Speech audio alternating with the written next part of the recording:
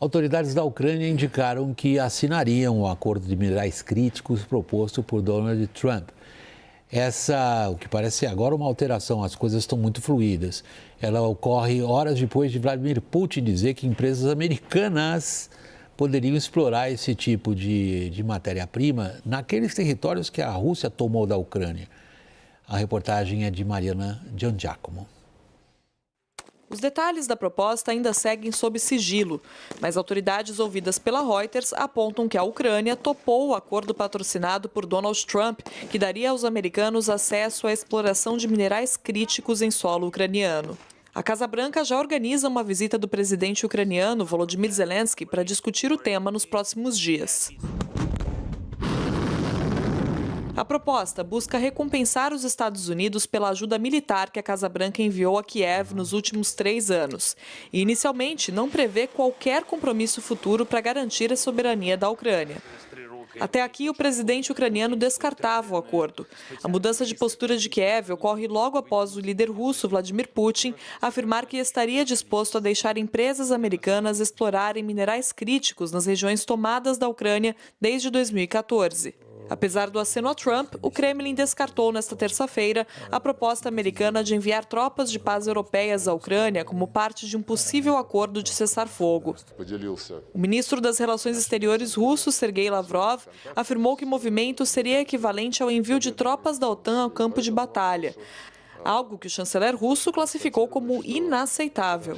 A pressão da Casa Branca pelo fim da guerra alterou a correlação de forças no conflito. Trump isolou a Ucrânia e os europeus das conversas e passou a negociar diretamente com autoridades russas. As agências de inteligência do governo americano avaliam que é possível que o Kremlin não esteja de fato interessado numa paz duradoura na região e que Putin estaria usando a relação com Trump para ganhar tempo e reorganizar as tropas até ter condições para uma invasão total do território ucraniano.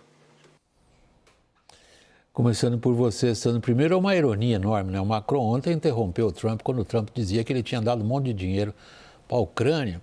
E os dados publicados pelo Financial Times, uma fonte insuspeita nesse tipo de questão aqui que estão diante de mim, só para lembrar, os europeus deram mais ajuda direta financeira à Ucrânia do que os Estados Unidos. E estamos falando, inclusive, de ajuda militar. Agora, o que esse acordo abre de perspectivas na sua avaliação, Sandro?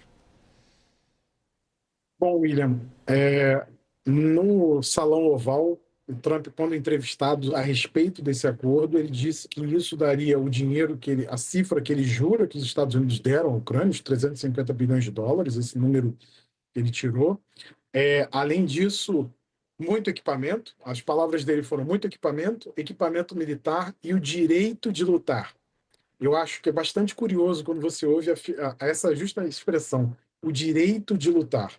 Talvez aqui a gente esteja vendo uma mudança de ideia do Trump. Talvez tenha sido parte da negociação do Macron ontem, a portas fechadas, uma longa conversa com o Macron, e talvez tenha sido também essa concessão ucraniana, embora a gente também já tenha informação de que as partes mais duras da proposta, que tinham sido feitas em Munique, foram retiradas pelos americanos e que seria algo em torno de, para cada $1 investido pelos ucranianos, 50 centavos seriam investidos pelos americanos nesse sentido, e isso poderia abrir espaço para garantias de segurança, que é o anseio da Ucrânia em qualquer negociação de paz. E era duríssimo mesmo, Sandro, como você mencionou.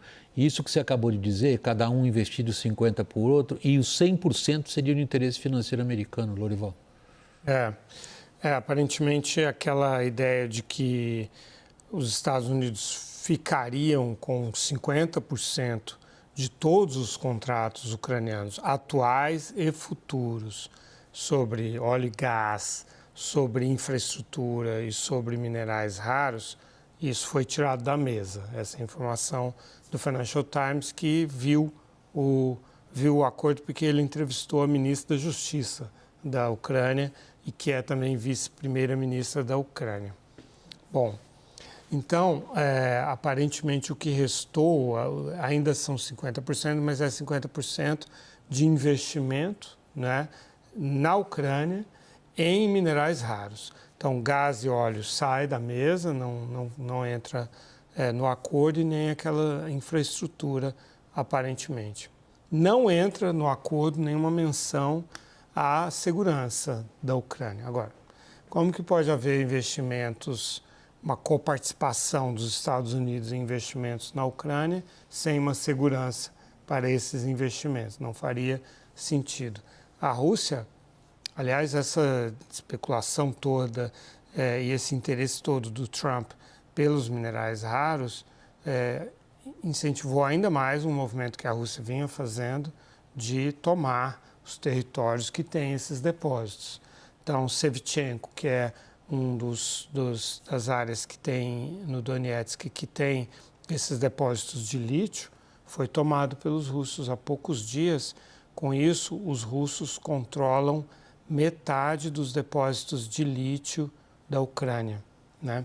E aí o Putin fala, pois é, não, nós também queremos então fazer esse tipo de joint venture, sou eu que estou usando a palavra, né? Nos territórios que a gente ocupa da Ucrânia, né? Que tem esses depósitos. Então, vai ser muito interessante. Na visão deles é da Rússia, né? Então, veja, esses minerais raros, eles se concentram muito no Donetsk e em Zaporizhia, que são 2 dos 4 oblastes, regiões em que o Putin reivindica. Então, vai ser muito interessante entender qual é a manobra do Trump em relação a isso, né? E como que o Zelensky vai se defender do risco de estar assinando um acordo em que ele entrega para o Trump algo que está nas mãos do Putin e aí os dois dividem entre eles. O que você entendeu dessa manobra do Trump, Sandro? Bom, William, naquele famoso livro dele dos anos 80, né, sobre a arte de negociar, ele sempre gostava de dizer que ele colocava um objetivo muito alto, pressionava o oponente, o adversário, e ele utiliza essa expressão no livro, o adversário, a ir concedendo, até que ele chegasse naquilo que ele desejava. Então, ele fechava o acordo e aí dizia-se decepcionado porque ele fechava esse acordo, não tendo atingido aquele objetivo máximo, mas, na verdade, ele já tinha atingido o que ele desejava. Então, o que a gente está vendo aqui é a tática clássica trumpista de negociação, de pressionar ao máximo, e eu acho que, inclusive, ele jogou muito com essa coisa da ideia de colocar a Ucrânia em uma enorme insegurança para que ela aceitasse concessões que, em outro momento, em outra maneira, ela não aceitaria normalmente.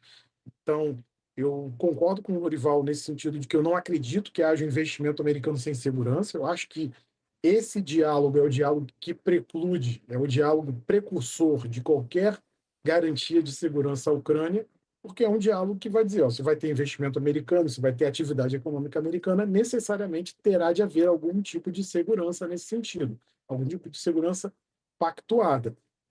O Lorival falou desses depósitos minerais, ainda tem também toda a riqueza de minério de ferro e de carvão que você tem em Luhansk, e que também foi um objetivo russo desde o início da guerra. Então, o que a gente está vendo aqui é literalmente um combate por isso. O Mike Waltz, o assessor de segurança atual nacional americano, ele disse: só os ucranianos têm uma mina de alumínio que poderia suprir toda a nossa necessidade e impedir com que ficássemos dependentes da China. Então, ou seja, é também uma batalha geopolítica nesse sentido. Então, aqui também cabe a gente também levar isso em consideração, que é a pressão do Trump também para essa confrontação, toda essa confrontação com a China no âmbito geopolítico, ela está um pouco por trás dessa negociação na Ucrânia. O livro ao qual o Sandro se referiu, escrito pelo Trump, é famoso, chama-se The Art of the Deal, a arte de fechar um negócio. Ela não combina com geopolítica, como o próprio Sandro indicou agora no final da intervenção dele. São outros fatores que entram em jogo geopolítica e um deles é a credibilidade da ameaça. O que Trump aparentemente conseguiu até aqui é tirar a credibilidade da OTAN como um fator de segurança a quem quer que seja. Quem é que vai acreditar na OTAN depois do que o Trump fez?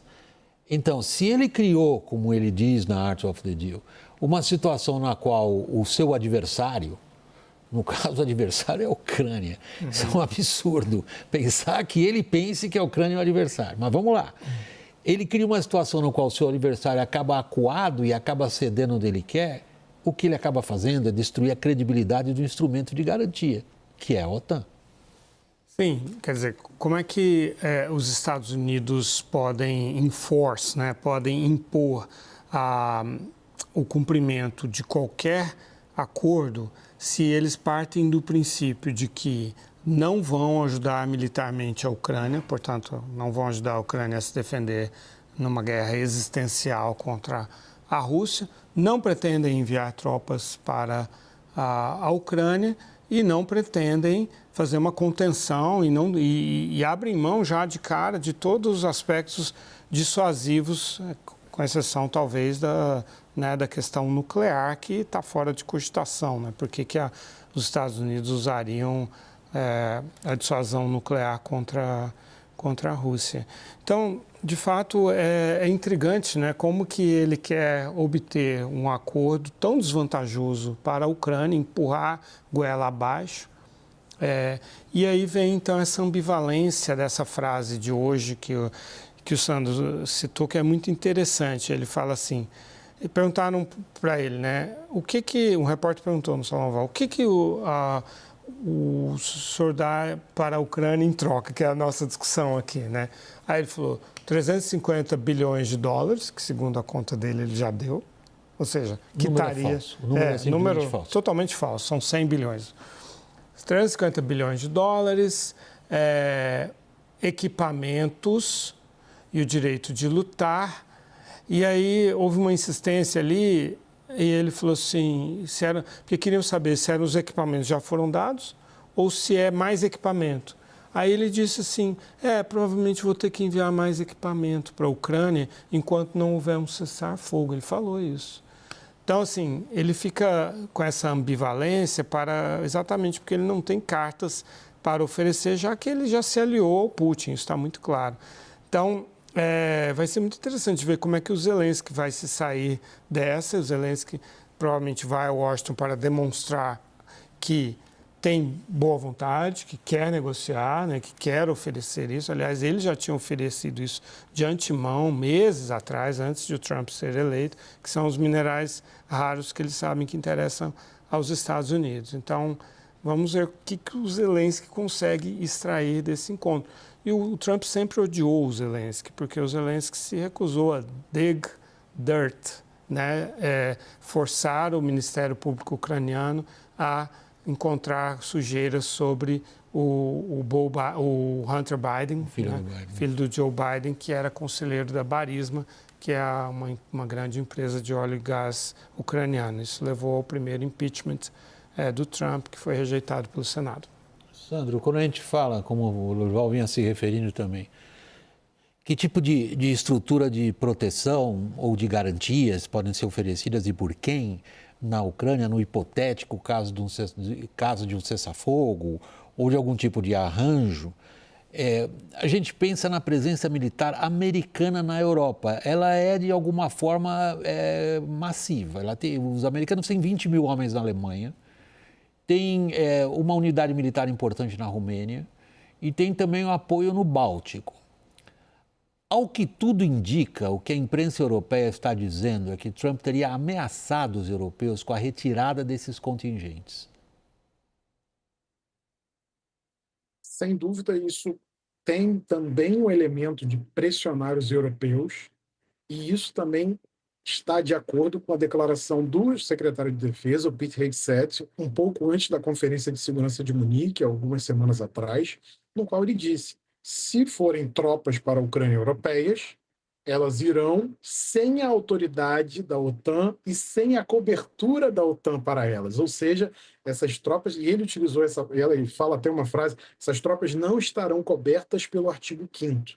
Ou seja, em caso de um rompimento de hostilidades, em caso de algum problema, essas tropas seriam consideradas pelos Estados Unidos como tropas que não são da aliança, o que é completamente contraditório em matéria de uma aliança militar. Todas as tropas que estão numa aliança fazem parte dela. Se ela é atacada, solidariedade mútua. Esse é o artigo 5º.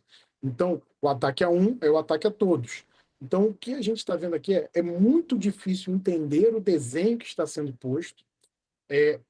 A gente poderia tentar considerar que o Trump tem tentado seduzir os russos num movimento que muitos colocam como um Kissinger inverso, né? Mas não me parece efetivo, não me parece que será algo efetivo no sentido de trazer a Rússia para o lado americano numa confrontação geopolítica com a China, não me parece isso, não me parece claro esse movimento. E essa presença militar americana na Europa, que são mais de 100 mil homens, você falou esses elementos, ainda há uma brigada paraquedista na Itália, 3 esquadrões de caças na Itália, fora uma poderosa base naval na Grécia, e toda a presença americana, a presença de Lakenheath no Reino Unido. Então, toda essa presença americana sendo retirada seria até contraproducente. Isso seria literalmente abrir a porteira para a questão do veto russo de segurança, de deixar a Rússia a seu bel prazer decidindo o conceito de segurança europeu, porque a gente não vê toda essa potência na Europa Unida. Esse é o grande problema que a gente está vendo aqui, infelizmente. Por último, eu sei que a questão é muito abrangente, na verdade ela começa um programa, Lorival, mas esse aqui eu sou obrigado, por causa dessa grade de televisão, que cada vez eu detesto mais, a encerrar, que é o seguinte, o Sandro já mencionou isso uma vez aqui conosco na roda no WW.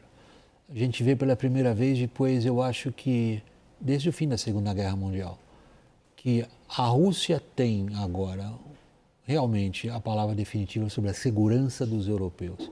É isso que o Trump conseguiu. Dividir o Ocidente. E a China testou a água hoje, literalmente, né? Foi lá, fez aquela navegação agressiva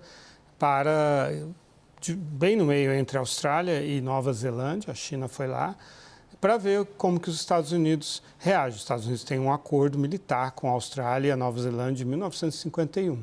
Nem um pio dos Estados Unidos. Então, a China também percebendo o que consegue fazer ali no quintal dela.